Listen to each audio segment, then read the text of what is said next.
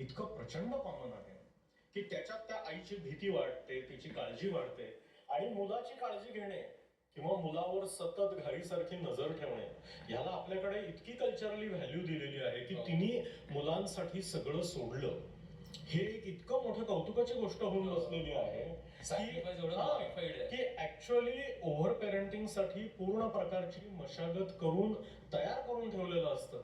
ज्या क्षणी त्याच्यात त्या मुलाचं बीज पडतं त्या क्षणी त्याला अशा टारारून झाडं येतात आणि ती आई आणि त्यानंतर तो बाप यांची पूर्ण वाट लागते. म्हणजे त्यांना बरेचदा कळत पण नाही की आपण या चक्रात कधी शिरलोय आणि कधी आपले रंग बदललेत. जस्ट 5 वर्षापूर्वी आपण नॉर्मल हसते खेळते नॉर्मल लोक होतो ते आपलं काय भूत होऊन बसलेलं आहे आणि इतरांच्या नजरेतनं आपण किती हास्यास्पद दिसत असो ह्याचं त्यांचं भान पूर्णपणे सुटतं, कारण ते ही मुलाची जबाबदारी त्यांनी गळ्यात घेतलेली असते.